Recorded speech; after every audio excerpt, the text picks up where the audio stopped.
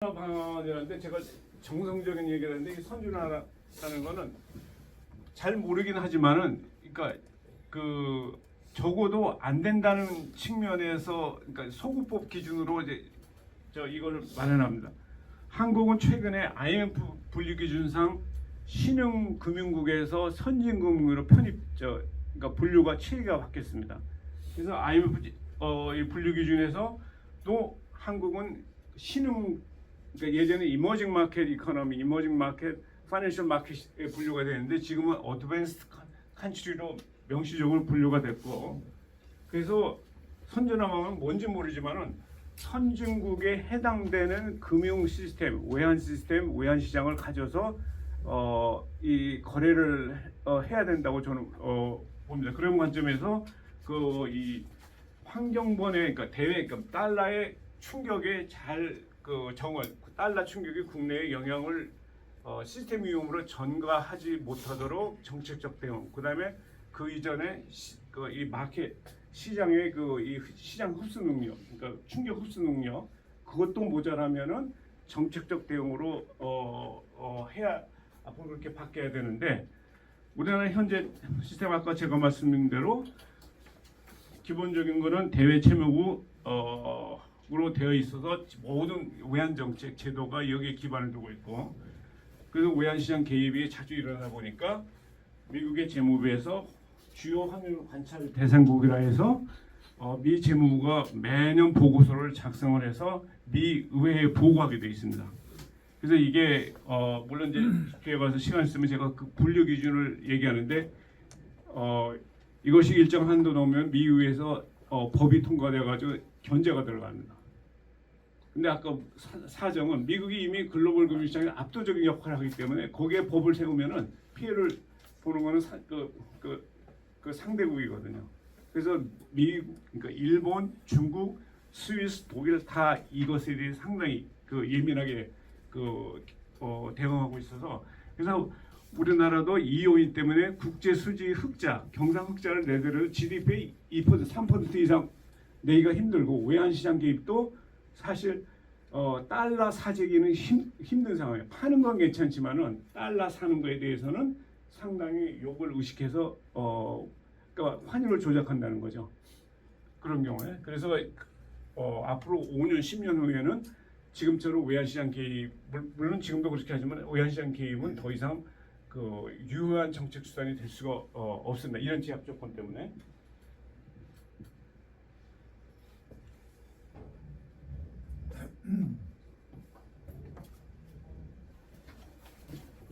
IMF에서 선진국은 세 가지 그룹이 있습니다. 유로 지역에 해당되는 거, 그다음에 메이저 어드밴스 이코노미 G7에 해당되는 거, 한국은 기타 선진국에 해당이 돼서 요 분류에 들어가게 됩니다. 요 기타 선진국에 들어가는데 여기에 해당되는 나라 이렇게 보면은 홍콩, 뭐 아시아에서는 싱가포르, 한국에 들어가 있는데 이스라엘, 대만도 이렇게 들어가는데 대만도 우리나라처럼 외환 제도가 정부 위주로 통제가 되는데 거기는 좀 특수한 상황이라서 제가 시간이 있으면 따로 말씀드리겠습니다. 그래서 적어도 여기에 맞는 외환 제도, 이 나라가 가지고 있는 그러니까 G7이나 뭐 유로 EA에 해당되는 국가는 아니지만은 여기에서 평균 정도 하는 외환 시스템을 적어도 갖춰야지 우리가 그러니까 선진국이 분류를 해서 선진국이라는 건 여러 가지 특징이만 제가 보기에는 충격을 잘 흡수할 수 있는 시스템, 그다음에 시장을 흡수하지 못하는 정책적 대응이 잘 갖춰진 나라라고 저는 정의하고 싶습니다. 그래서 우리나라 외환시장을 저는 이게 시스템으로 작동하는데, 외환시장을 볼 때 물론 환율과 외환 거래량인데 기본적으로 속성은 외환시장 구성력은 외환시장 참여자, 그다음에 외환 상품, 그다음에 규제 및 시장, 이제 외환시장 개입을 얘기하는데 제가 뒤에서 설명했지만 요게 국제적 기준으로 볼 때 너무 협소하다. 그러니까 협소하다는 거는 은행, 그 다음에 은행이 아닌 경우에는 수출입 기업.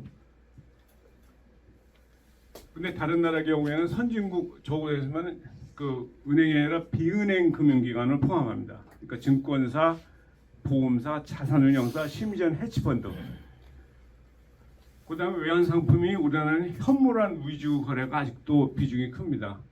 근데 무슨 이 통화 선도환, 그다음에 통화 수합 이것이 통화 현물환을 흡수할 수 있는 그 역할을 하는데 아직까지는 현물환 위주로 하고 있습니다. 그다음에 규제 시장 개혁은 뒤에 가서 설명했지만 중복된 규제가 너무 많고요. 그다음에 자꾸 국제적으로도 BIS 규제라든지 자기자본 비율이 글로벌 금융이 터지면서 전 세계화됐거든요. 근데 우리는 이미 과거에 외환 규제를 통해서 금융을 관리했는데 새로운 규제가 들어오면은 예전 규제는 없어져야 되는데 거기에다가 플러스가 된 거예요. 그러니까 외환 시장 참여자, 금융 시장 참여자인 경우에는 내가 어떤 제약 조건에서 행동을 하는데 예전보다 제약 조건이 하나 더 늘어났습니다. 그러면은 행위가 굉장히 보수적으로 할 수밖에 없고 취약한 구조가 자주 발생한다는 거죠. 왜냐하면은 그 제약 요인이 상당히 바인딩한 상황에서 시장이 항상 놀래게 됩니다. 그래서 거기에 대해서 아주 이 임계치 근처에서는 상당히 시장이 불안한데 우리는 규제가 너무 세다 보니까 그리고 중복 규제 이거 하다 보니까 이 시장이 액션을 취하기가 자기한테 가장 보수적인 행동으로만 항상 거래를 하게 돼 있어요. 구조가. 왜냐하면 시장의 행위라는 거는 항상 주어지는 환경에서 최선을 항상 당하거든요. 근데 이 규제가 타이트하니까 타이트한 규제에서 최선을 당하는 거는 항상 위기 시에는 가장 보수적인 상황을 염두에 두고 액션을 취하게 됩니다. 그러다 보니까 그러니까 만약에 환율이 떨어지면은 더 떨어지는 거고. 그래서 이 변동성이 굉장히 큰 요인이 제가 보기에는 근원적인 요인은 규제 시스템에서 있다고 보는 거예요. 그래서 외환관련법, 그러니까 외환거래법 이것도 주위에 살펴보고 있지만은 아까 선진국에서는 외환거래법이 없어요. 일본에서도 지금 현재 외환거래법이 있지만은 그거는 형식상의 문제예요, 사실은. 우리나라의 경우 일본은 사실 외환거래법이 있지만 사실상 없는 거나 마찬가지인데 우리나라는 외환시장의 핵심적인 여기 근거 요인은 여기서부터 나옵니다. 외환거래법. 그 다음에 외환 포지션 규제. 이것도 이 법에 근거해서 했는데 선진국에서 외환 포지션 규제가 없어요. 그건 은행이 금융기관이 알아서 할 문제거든요. 그리고 포지션에 대해서 BIS라든지 자기자본 비율로 이미 이 대응을 하고 있거든요. 그다음에 또 우리나라는 자체적으로 알아서 하는 대외 견전성 문제예요. 외채 위기가 단기 외채에서 일어나다 보니까 단기 외채에 대해서 노이로제가 걸려 있어요. 특히 기재부 국제금융 외환시장과 외환체제국가에서는 외환 보유 대비 단기 외채가 상당히 올라가면은 벌써 시장에 너 포지션 하지 말라고 별의별 제도가 다 하는 굉장히 넌센스예요. 왜냐하면은 이미 자기자본 비율 규제 이걸로 다 캐치가 되기 때문에 시장이 알아서 그 대응을 하거든요. 그래서 이런 측면에서 한다면은 근본적으로는 개혁을 한다면 여기서부터 손을 바꿔야 되는데 이 외환거래법. 근데 이거는 사실 국회에서 논의할 상황이지 기재부니 뭐 이 금융위원이 하늘에서 할 상황이 아니거든요. 그리고 지금까지 이 거래법에 의해서 대외 충격으로 또 안정한 것으로 항상 생각을 했는데 특히 정치가들은 저거 해서 일시적으로는 템포를 샤게 오겠지만 그 책임을 누가 지냐. 정책 당국자가 지기 때문에 계속 이 외환거래법을 자유화 플랜이 있음에 두고 딜레이하고 그다음에 그 실무자 입장에서는 뭐 보통 2년마다 자리를 바꾸더라고요. 그러니까 또 저희들이 가서 설명을 하면은 새로운 우려 이거 하면 큰일 납니다. 그다음에 자기 승진해야 되기 때문에 이 액션을 취하지 못해요. 이거 했다가 결과는 이거 해도 국회 통과가 하면 4, 5년이 걸리는데 자기는 그 보직에서 다른 보직으로 갈 거예요. 자기 성과를 챙기지 못하죠. 그래서 사실은 이걸 손대려면은 국회나 아니면 청와대니 대통령 관점에서 해야 되는데 이거를 그러니까 기술적인 문제지만 이걸 손을 안 대려고 그러죠. 왜냐하면 실무자들은 싫어하거든요. 특히 정책당 실무자들은. 그리고 시장 참여자도 이 바뀌면은 예전보다 경쟁이 세지기 때문에 지금 메이저 플레이어들이 이거 바꾸는 걸 좋아하지 않아요.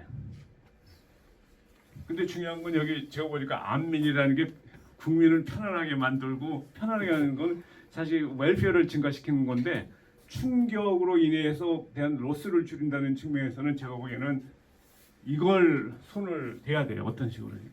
뭐 극단적으로 제가 얘기한다면 외환거래법 폐지에도 문제가 없어요. 다른 규제가 이미 관세청에서 외환거래 뭐 이렇게 불법 자금 이상거래 지금 금융분석원에서 그 다 이 보고가 들어가 있거든요. 단 아까 비트코인 경우에는 중앙화된 거래를 안 하기 때문에 캐치가 안 되는데 제가 보기에는 5년, 10년 앞으로 5년에 이게 문제가 된다는 거예요. 가상화폐가 되면 가상화폐는 디파이 거래거든요. 민간 거래. 중앙은행 금융 결정을 통해서 거래가 안 되는 거예요. 근데 다른 나라도 다 중앙화를 하려고 하는데 문제가 생기는 게 이렇게 되면 금융 혁신이 안 되니까 이거를 미국에서 법을 만드는 가상화법을 만드는데 상당히 어려움이 있어요. 그래서 우리나라도 문제점이 있긴 하지만은 법을 아직까지는 확정짓지 않는 게 사실 현명한 처사. 다른 나라 상황을 보고 하는 케이스로 대응해야 되는데 그 가장 우려되는 거는 이 외환거래법 자체가 너무 세게 되면은 예를 들면 이제 한국 중앙은행도 가상화폐를 뭐 센트럴 뱅크 디지털 커런시 CBDC를 발행하게 되면은 민간에서 스테이블 코인 이런 거 그러니까 예를 들면 뭐 해외 그 주요 그 페이스북 같은 데서 발행 그걸로 쓰는 거예요. 국제 간의 거래. 문제는 이게 세면은 그 요인이 훨씬 더 커지거든요. 그래서 이거는 가상화폐 나오기 전에 아까 그런 조건에서 의미가 있을지 모르지만은 가상화폐가 물론 앞으로 어떻게 법이 제정이 돼서 그 영향을 줄지 모르지만은 이거는 회피처예요. 이 규제가 너무 세기 때문에 그 디지털 커런시로 지나치게 빨리 의존을 더군다나 IT 테크놀로지 한국이 긴 거는 이 외환거래법 자체가 너무 세게 되면은 예를 들면 이제 한국 중앙은행도 가상화폐를 뭐 센트럴 뱅크 디지털 커런시 CBDC를 발행하게 되면은 민간에서 스테이블 코인 이런 거 그러니까 예를 들면 뭐 해외 그 주요 그 페이스북 같은 데서 발행 그걸로 쓰는 거예요. 국제 간의 거래. 문제는 이게 세면은 그 요인이 훨씬 더 커지거든요. 그래서 이거는 가상화폐 나오기 전에 아까 그런 조건에서 의미가 있을지 모르지만은 가상화폐가 물론 앞으로 어떻게 법이 제정이 돼서 그 영향을 줄지 모르지만은 이거는 회피처예요. 이 규제가 너무 세기 때문에 그 디지털 커런시로 지나치게 빨리 의존을 더군다나 IT 테크놀로지 한국이 굉장히 세기 때문에 그 현상은 더 심하거든요.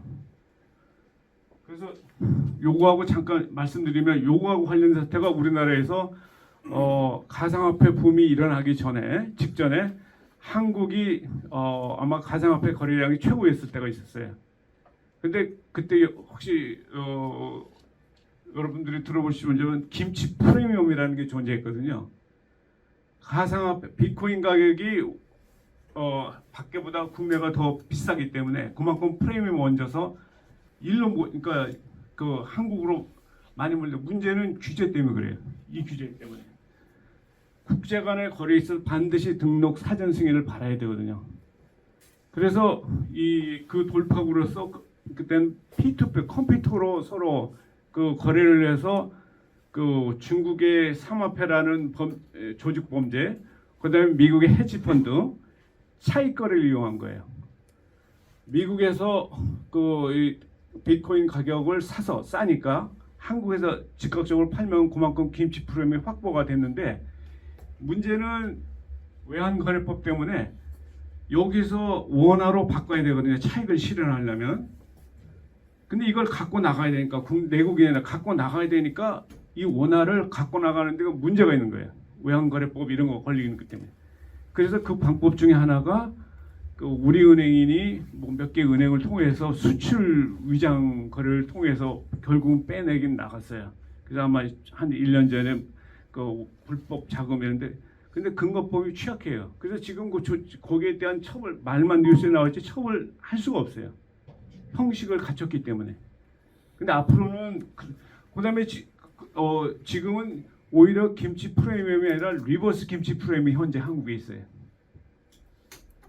오히려 그 반대. 결국은 규제 때문에 생겨나는 문제거든요.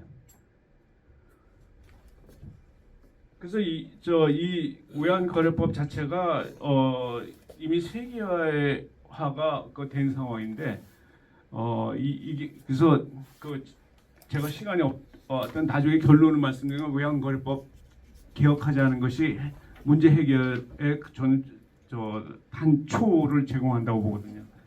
우리나라 그 무역 규모로 볼 때 한국 이게 일평균 거래량 뭐 GDP 대비보다는 이제 요 가로가 그러니까 무역 규모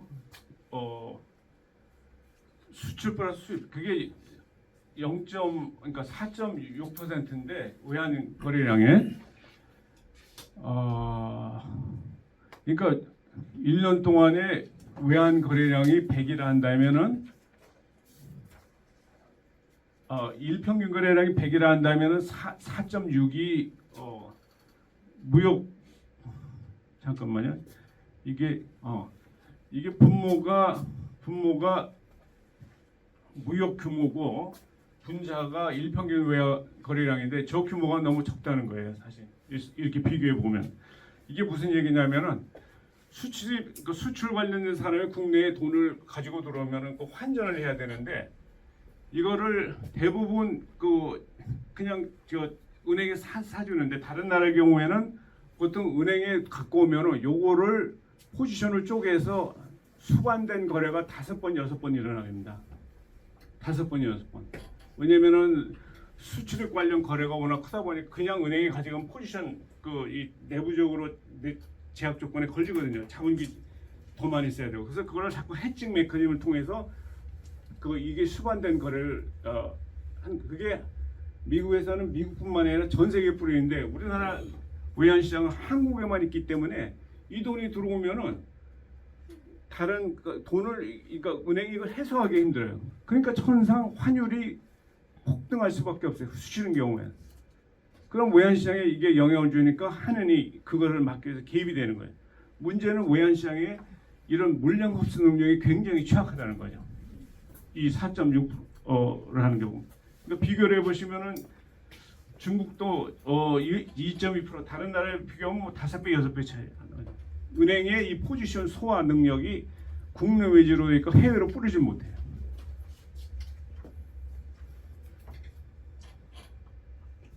그래서 더군다나 요거는 이제 국경 간 거래인데 한국이 다른 나라 대비 크로스보더 거래가 다른 나라 대비 약한데 요것도 국경 간 거래가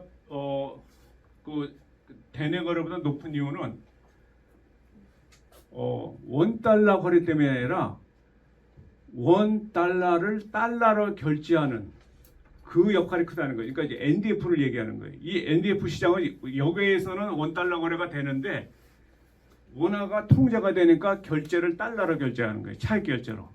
근데 이 시장에서 NDF 시장이라는 건 일종의 non deliverable forward 시장인데 외환 시장인데 한국 은행들이 개입을 못 해요.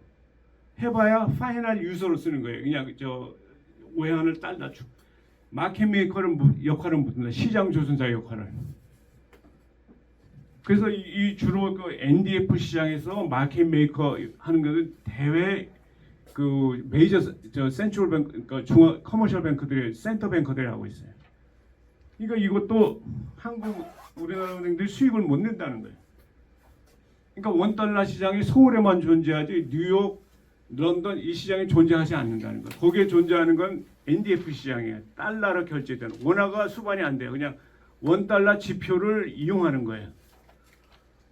그러니까 우리나라 상품을 가지고 한국 은행은 배제된 채 자기들끼리 해서 수익을 챙겨나가는 거예요.